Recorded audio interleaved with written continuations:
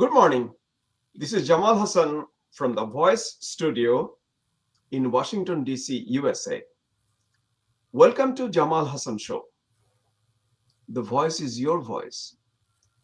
Today, I'm going to introduce Dr. Shabir Ahmed. Dr. Shabir Ahmed is an engineer by profession and also a political analyst and a writer. As you know, today's topic is Dr. Muhammad Yunus's three zeros. Dr. Shabir Ahmed has done some research after studying his book on three zeros. And we know Dr. Muhammad Yunus has uttered the words, the world of three zeros, and he elaborated the new economics of zero poverty, zero unemployment, and zero net carbon emissions. Dr. Shabir Ahmed, what's your take on the notion of the three zeros? Thank you, Mr. Jamal Hassan, for inviting me into your show, and thank you for giving me the opportunity to discuss about Dr. Yunus's 3-0 theory. Actually, he wrote a book, a complete book on his theory of three zeros, and the title of the book is "A World of Three Zeros: The New Economics of Zero Poverty, Zero Unemployment, and Zero Net Carbon Emission." Excuse me. So he has divided his book into four parts. First part is challenge. Part two is on three zeros, and part three, mega power for transforming the world, and last part is stepping stones to the future. So in the first part, he defined actually how has he come up with the three zeros concept, and based on his experience. So basically, he defined his experience with Grameen Bank, that he yeah, under the support of the Bangladesh government, probably 1983, was initiated for providing loans to the poor people in Bangladesh, in the village areas. And that he mentioned that he started this program in Jubra village, near his university, Chirang University, and all this. So he wrote in his book, on page 26, that he encouraged all the borrowers to become entrepreneurs, meaning he provided loans and they should start business. And as he was encouraging the borrowers get loan and do the business, and in course of time, he became interested about doing business. In fact, on page 26, he mentioned, as I'm quoting him, as he wrote in his book, over time, starting businesses became a habit with me. Every time I confronted a problem, I created a business to solve it. So whenever he encountered a problem, social problem, economic problem, he tried to transform it into a form of business. That's what uh, he mentioned in his book. And he also said that he started thinking about investors investing in the business, the type of business that he came up with was to invest in the business, but only take the investment part out of it, initial investment out of it. So the investor will only take the investment part out of it, and he will not take any profit from the business. So it's more like, like contribution, charity, and some rich, famous, and kind people. They do every time in the United States. Nothing new, but he's claiming it is something new. And on page 26, he defined this business as a social business. And he wrote that after the invested amount was paid back to the investor, any profit earned by the companies was plowed back into the companies for improvement and expansion so that more people could benefit. So it looks like a very noble, you know, effort on Dr. Yunus's part, or Dr. Yunus, as he portrayed for helping the poor people. But again, he just contradicted. On page 26, he said that only investment part will be taken by the investor. But on page 81, Oh, he page 81. on Okay. page 81 he contradicts. Mhm. And there I'm quoting him that the business model that he is saying is social business. So he's writing on he wrote in on page 81 that in the social business version of venture capital, investors do not take any profit from their investment. That's the same as before. However, they get their investment money back plus a sum we refer to as a share transfer fee, which equals 20% of the total investment, no more. So, end quote. So, here on page 26, it says that investors will take only the initial investment back, no profit. On page 81, he's saying, yes, they will get 20%. And he's not calling it interest, but he's saying it share transfer fee. What is share transfer fee? It's just interest, the same as interest. So if an investor in his social business, if an investor invests $200,000, then he will get back 200,000 plus 40,000. So 240,000. It's a loan and getting 240,000 back. So it totally contradicts what he writes on page 26 and what he writes on page 81. So that's what. Now let's look at, and he's calling it a new type of concept that he has come up with called social business. But let's examine, is it something new? Not at all. It's not new at all. For example, in the United States, there are non-profit organizations, there are not-for-profit organizations, there are employee-owned organizations. They're the three types of organizations that I know of. Non-profit organizations, mostly they do charity. Basically, some people, they're kind and they contribute and they give initial funds, and then the business develop uh, for helping poor people. And uh, they don't get any benefit out of it. They just don't get any profit or anything. It is meant for serving the people. I have a question now. Sorry to interrupt.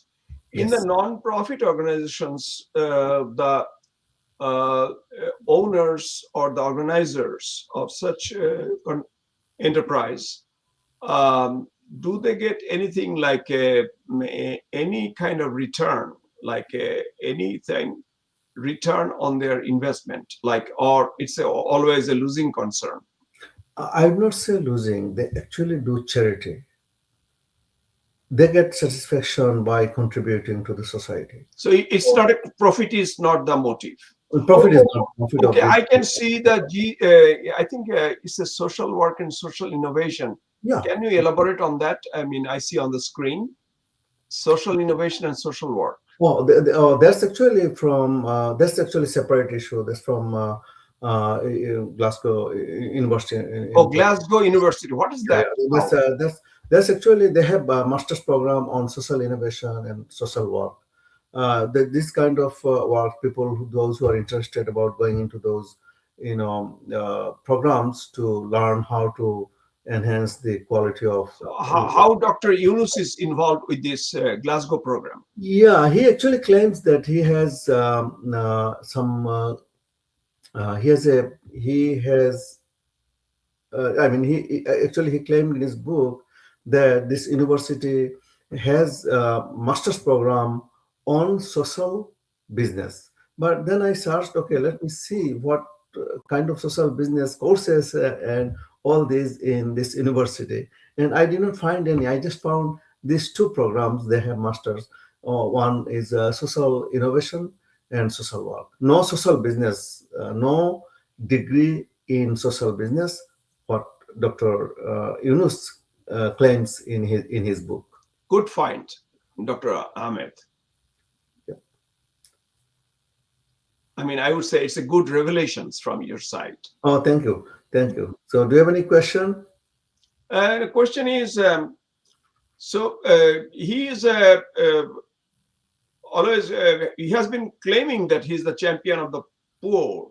So, do you see that Dr. Yunus did anything to elevate the lives of the poverty-ridden people of Bangladesh, or kind of a really he did something noble thing and noble he took noble steps in uh, eradicating the poverty of Bangladesh. Yeah, I'll go into that. I'm going to the, answering your questions, but just I wanted to mention that non-profit and not-for-profit organizations are basically, you know, the investors, they don't get any profit out of it.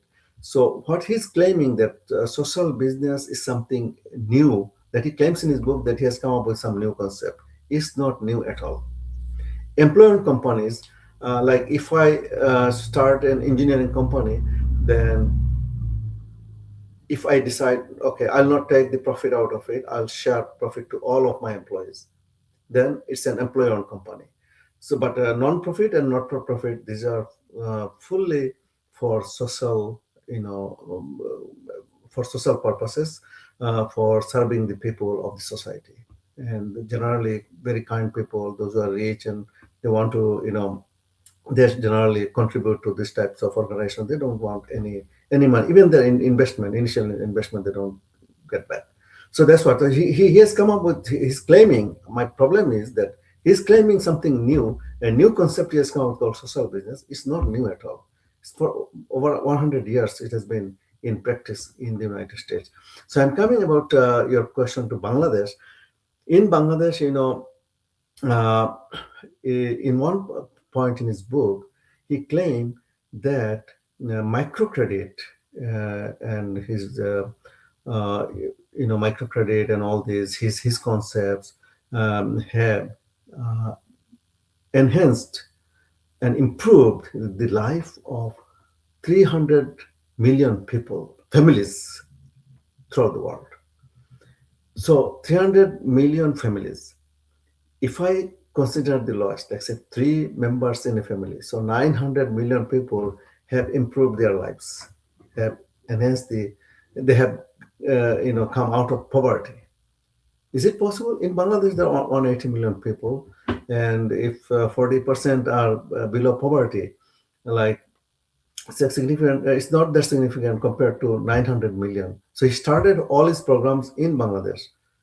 So it's just, I would say that it's not a correct claim that he made in his book.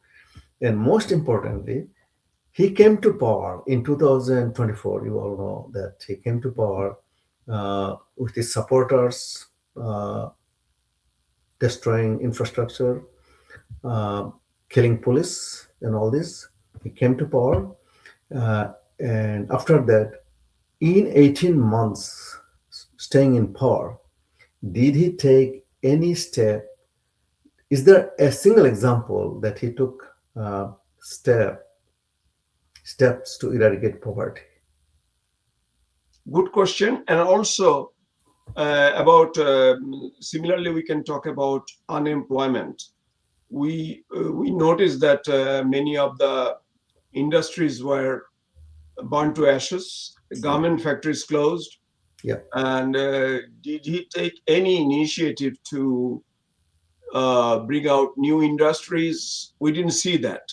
So regarding unemployment reduction, what is your idea? That is it a utopian idea to eradicate total unemployment, or there should be some unemployment always in any modern economy? Yeah, you see, like Dr. Yunus, what he claims that he will make zero unemployment. This is an absurd claim. The system will never run if unemployment is zero, because in this scenario, uh, you know, an entrepreneur will not be able to start a new business. an already existing entrepreneur, he cannot expand his business because there are no people to work for him, work for the company, and a company cannot fire an inefficient worker because there is no labor force outside, zero unemployment. So what he's claiming is just an absurd. I read some economists, they say it's just an absurd idea. It's just it's not a feasible idea in a way. In a country or in a system, there should be unemployment, and it's like around 4%. If the unemployment goes less than 4%, 3 to 1%, then it's a bad economic scenario. It's not that these people are going to be hungry or anything, but some people should be available in the for ready to work. Some people should be available in the for working in the industry, and that's the reason economists, I read in some sources that say like around 4% unemployment should be there to for a healthy economy. You are probably indicating the capitalistic economy, but what about the socialistic or communist societies where the means of production will be state owned? I mean, obviously, those are failures we saw in Soviet Union and other Eastern European countries. But nonetheless, the idea was in a communist society that everybody would have been employed, isn't it so? You see, in the capitalist society, as mentioned before, that unemployed means that you are not deprived of your, you know, living. Uh, Unemployment allowances are given in the capitalist society. The same thing, unemployment allowances, I think, were given by the socialist system. It's not socialism or capitalism. There should be, people available when needed to, recruit for work by an organization. So there should be some unemployed people in the society. So, whatever Dr. Muhammad Yunus was espousing is far from the reality. Yes. So, Yes. what about the carbon emission, that zero carbon? Do you think it's a pragmatic idea or it's attainable Yeah. goal? In fact, on net zero carbon emission, he mentioned in his book, he emphasized that there should be forest expansion of the forest, deforestation should be stopped. These are good proposals. But I was surprised uh, when he was very critical about Bangladesh, nuclear power plant, that he insisted that this should be stopped. And he was insisting about stopping the nuclear power plant project in Bangladesh in his net carbon emission chapter. But nuclear electricity is fully carbon free electricity. So, I mean, how could he say this? Now, with the, like coal and fossil fuel that are used for generating electricity, you see there are carbon emission. When carbon is emitted, it increases vegetation, you know, uh, and now the question is what type of vegetation it will include. It will increase. We in some natural setting, in some natural areas, we don't want certain species to grow more than they are, because they can become invasive species, they can destroy other species. So these are like biologists and ecologists study, and they come up with sort of, and also with the invention of high tech exhaust control systems, chemical engineering and mechanical engineering disciplines, there, and many other scientists also have been studying how to control emissions. So now with modern technology, this can be minimized. But what about the global warming and the ozone layer aspect? Like some people say, argue that too much carbon might, deplete the ozone layer, or even it can enhance the global warming. Yeah, these are like environmental issues, and these are environmental issues. Dr. Yunus mentioned about some of these, but I'm not an expert on all these aspects. But and so my focus is on Dr. Yunus's book and in his writings. These are like separate carbon layer and carbon and ozone layer issues. I think you Dr. know. Yunus was always, expressing himself as a champion, as I said, champion of the poor, and he established the Grameen Bank. So Grameen Bank was built with the motto that it's a non-profit or it was a profit-making organization. What's your idea about it? As I know, it was a profit making organization. It's Was it just a bank. meant? Was it actually declared as a profit-making, or Uh, it was a charitable type of No, entity? no, it was not charitable organizations. As far as I know, it's just like Bangladesh has Sonali Bank and other state-controlled bank. It was one of those banks under Bangladesh Bank. What was the interest rate he imposed on the Mm, borrowers when he started it? I don't know about. I don't know this. I don't have this information, but as far as I remember, there are many fees attached to the loan, and it's initial fees. Like say if someone borrows 1,000 Bangladesh taka, then he has to pay as processing fee and all this plus interest.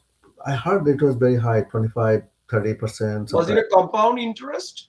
I don't. I'm not sure about it. I'm So not. poor this borrowers. I heard this.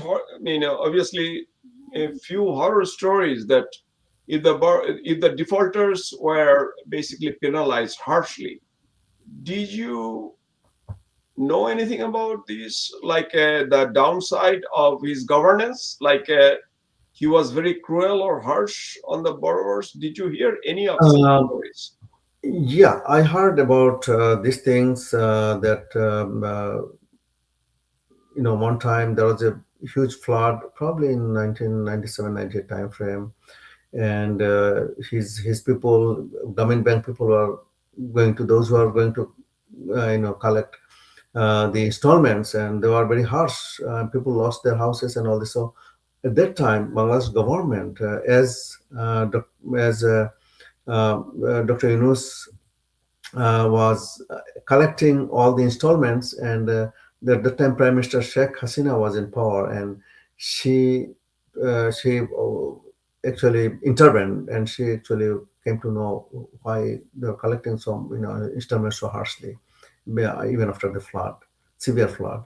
So Dr. Yunus wanted to get help, and I think hundreds of crores of takas were given to the bank so that they stop installment. But as far as we read many places, many reports that indicate that the collection of installments were very strict, and it was very harsh and very tough on the borrowers. I don't want to be devil's advocate, but um, can you see the bright side of the Grameen Bank? Maybe can you visualize that there were some borrowers who were successful entrepreneurs later on? You have any idea about the percentage of success, the success rate of the borrowers? Uh, I don't know, but if you remember, there was a documentary by Tom Henneman of Norway. Yes, yeah. There was one. Yeah, That right. one. Yeah. And if you watch that, you see not much success. He did a very thorough research on Grameen Bank, and I actually listened to some of his interview that he once Dr. Yunus got the Nobel Peace Prize and because of Grameen Bank, and he shared his Peace Prize with Grameen Bank, and then Tom Henneman became very interested and curious. The why, I mean, we're trying to eradicate poverty, and what's the magic Dr. Yunus had through his Grameen Bank. So he started investigation. He went to Bangladesh, he went to his Jobra village and all this, and as you can see, watch, it is available in YouTube, and I watched that too. And it did not show any promising outcome of this lending. After all, even with all the shortcomings, all the wrongdoings, quote unquote, Dr. Muhammad Yunus became the champion of the poor in the eyes of Clintons and many Nobel laureates of the world. And so it is it's a very unfortunate reality.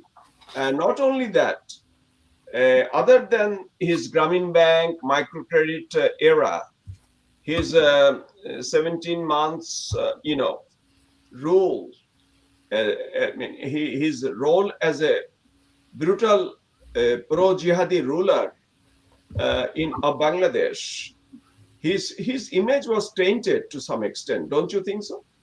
Uh, I think so. I heard, you know, reading some sources that say that people were actually stunned by seeing what Dr. Yunus was doing in Bangladesh for 18 months. You see, he in his book also he mentioned about young people to come forward and all this. He has he actually mentioned about an organization called Young and Yunus.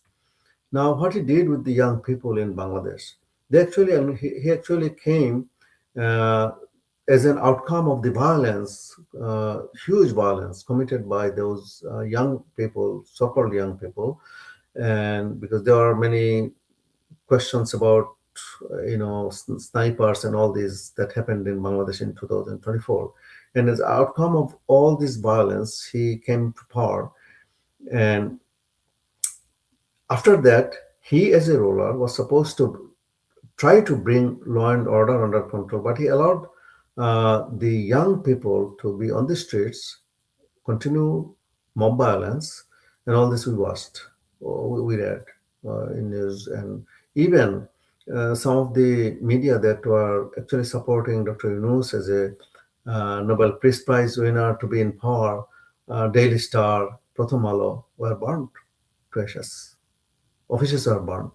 Dr. Shabir Ahmed, did you ever imagine, like I would say, 3 years ago, 4 years ago, that Dr. Yunus could be the, basically uh, facilitator of global jihad, or he would come to power, with the helping hands of Hizbut Tahrir, Ansarullah Bangla team, or Al Qaeda affiliates in Bangladesh. Did you ever dream in your wildest dream, like this Dr. Yunus, who could have a checkered past, who could have a checkered past with a Grameen Bank? But that's a different thing. But politically, he would be so, connected with the violent Islamists. Did you ever imagine? I'm asking the straight question.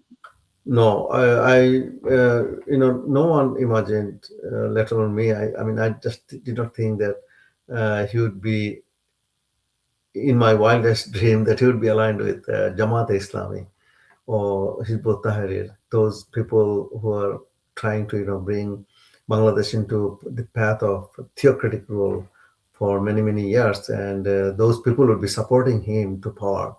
I never imagined. And it's very unfortunate the Western, countries didn't uh, get the writing on the wall on time. I hope Trump administration and U.S.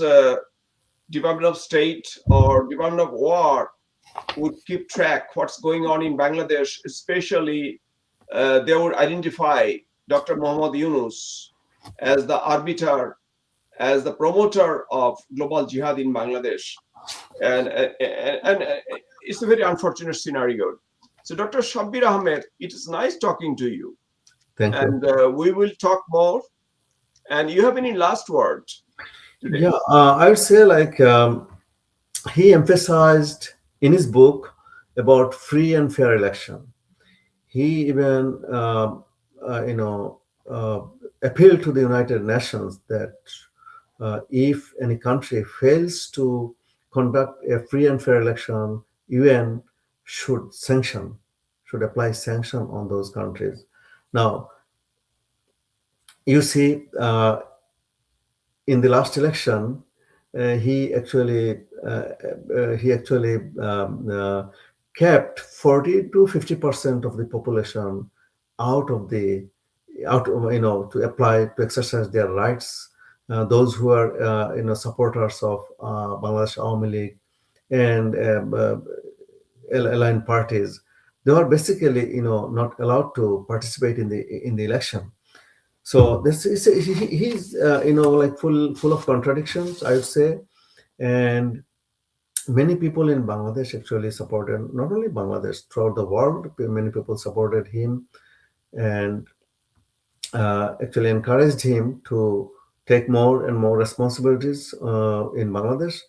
And I myself found that about his three zeros, about his social business theories and all these. The In Bangladesh, only I found one professor of Dhaka University, Professor M. Akash. One time, maybe a long time ago, he actually questioned his theories uh, in a writing. It was, as far as I remember, it was in Daily Janakontra I read. Professor M. Akash wrote. But no other professors in Bangladesh. There are many renowned economists, I suppose, and there are many good public universities and also private universities. And those professors in social science, in economics, they never questioned, because he's a Nobel laureate. He is worldwide very famous, and he has been propagating his views of his theory. But is it something fundamental? Is it something going to change? No one questioned. Uh, in Bangladesh specifically, and also in the world. But I see like some professors actually question. I see one professor, Frank Raymond, with Bellarmine University in Kentucky. Another professor at the University of another faculty, I think, with University of Virginia in 2008. Back at the time, he wrote. They have a joint publication, and I think they did good research on Dr. Yunus's claim, and they even questioned. The title of their paper was "Did Yunus deserve the Nobel Peace Prize? Nobel Peace Prize: colon microfinance or macro farce?" Very harsh criticism. Very, very, very Yeah, extraordinary finding. right. Anyway, Dr. Shabir Ahmed, it was nice talking to you. Nice to As you I as well. said, we'll talk. Our discussion will continue in another forum, another time. Thank you. And thanks for your presence. Thank you, Mr. Hassan. Thank you Take so care.